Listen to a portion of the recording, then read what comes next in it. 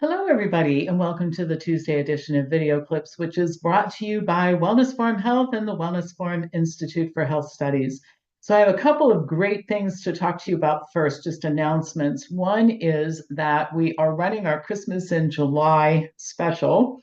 It's a very limited time, and basically, what this lets you do is invest $766 in a 6 month supply of our smoothie ingredients, and you get $2,000 worth of courses, and you've got four to choose from. So each of them is a $9.95 weekend course, but you can choose two out of the four, or you can buy a year's worth of smoothie mix and you can get them all free. Optimal Life and Health with Pam, I've been doing every year for quite some time now.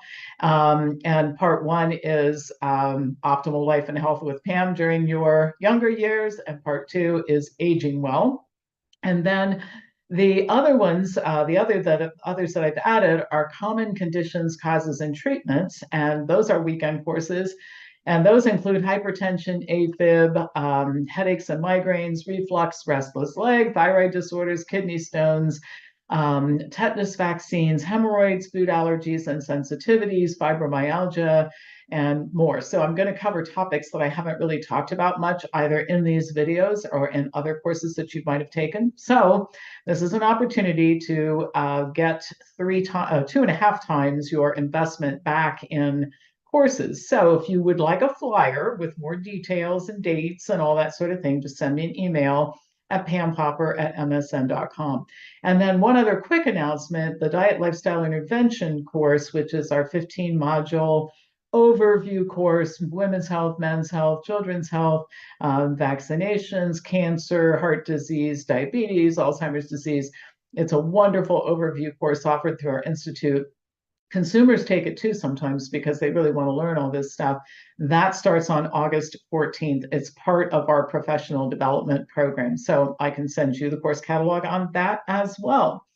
All right, so today I want to talk about supplements. Again, this comes up often. Just to be clear, I do recommend supplements that are effective for very specific people and under very specific conditions, but I generally urge caution about supplements. First, they're not well researched. Now, I totally understand and realize that nutrients and natural substances can't be patented, which makes large investments in research impractical for many of these things, but it doesn't change the fact that there's inadequate research proving efficacy for many, if not most, dietary supplements. Another issue is that taking supplements often distracts from interventions that are far more effective, like comprehensive diet change or weight loss or hydration or exercise and many other things people can do to improve their health. In fact, one thing that happens frequently when people consult with our providers is they get rid of hundreds of dollars a month in supplements and fix their problem without spending all that money, which is really usually welcome. Last but not least, a supplement that works has an effect and therefore will cause a side effect. You can't have one without the other, as we all know is the case with drugs. In some cases, the side effects aren't known, but it doesn't mean that they don't exist, and sometimes they can be and are concerning. Now, let's take niacin, for example. Americans started consuming large quantities of niacin in 1938 when manufacturers began adding it to bread to reduce the risk of pellagra based on recommendations from the American Medical Association. At that particular time, pellagra was widespread, particularly in the southern part of the United States. For some time, niacin supplementation has been recommended for reducing LDL cholesterol and increasing HDL cholesterol. It does work for this purpose for many people, but studies show that taking niacin doesn't reduce the risk of major cardiovascular events, but can increase the risk of serious events. And by the way, I had covered this issue using other substances, supplements and drugs, raising HDL, lowering LDL artificially with drugs and supplements. You always end up with the same outcome. Better lab results accompanied by declining health and increased incidence of events. So that part of this is a familiar theme, right? Well, a recent study adds to concerns about the safety of taking niacin supplements or consuming too much niacin in fortified foods. Senior author Stanley Hazen at the Cleveland Clinic says that when he started this research, it wasn't to study the effects of niacin, but rather to investigate plasma compounds that were predictive of cardiovascular disease. Two that were identified by his research group were 2-PY and 4-PY, which were formed in response to too much niacin. His team then measured 2-PY and 4-PY in 2,331 people in the US and 832 people in Europe. In both groups, higher levels of 2-PY and 4-PY were predictors of cardiovascular events, with those in the highest quartile having double the risk of those in the lowest. In both cell cultures and animal studies, the researchers found that 4-PY increased inflammation. The results, there are several ways in which a derivative of niacin increases cardiovascular risk. The connection between niacin and increased risk was known. The research just identified a mechanism of action.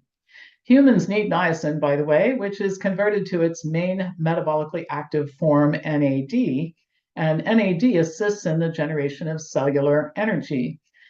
And niacin deficiency is very uncommon in westernized countries. I don't remember hearing about any cases of pellagra recently in the United States. So you get plenty of it in foods like brown rice and legumes and bananas. Human bodies store NAD, but once the storage capacity is reached, excess niacin generates substances like 4-PY and 2-PY.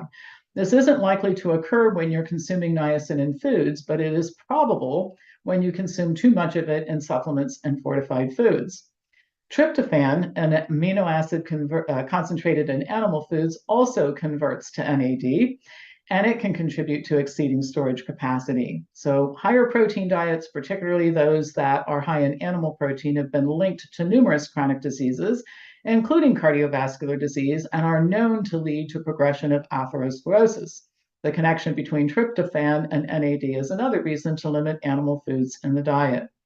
Now, the RDA for adults for niacin is 14 milligrams per day for females and 16 for males, but the average American adult consumes several times that amount. And a significant amount of that excess is consumed in red meat and other animal foods and fortified foods and supplements. The bottom line, this research, combined with many other studies which are cited in our textbooks and articles, shows that the best diet for humans is lower in animal foods and protein, higher in high carbohydrate whole plant foods. It minimizes processed fortified foods and limits the use of supplements to only those circumstances in which the benefits clearly outweigh the risks. And frankly, there aren't that many situations in which the benefits outweigh the risks. So caution with supplements. I think there's this overall idea that, well, they're natural. Well, poison ivy is natural, but I don't think you should rely on it. I've mentioned previously, water is really good for you, but too much of it's not so good. So just be cautious. Supplements can be helpful. They're usually not, and they do have side effects, and you should take that into consideration before you start taking them. So with that, that's it for today. As usual, pass this on to anybody who you think would enjoy watching it. If you're interested in our Christmas and July special, or you'd like to see the course catalog for the Diet and Lifestyle course, just send me an email at pampopper@msn.com, and I will send you that information and be happy to answer any questions you have. Thanks for watching.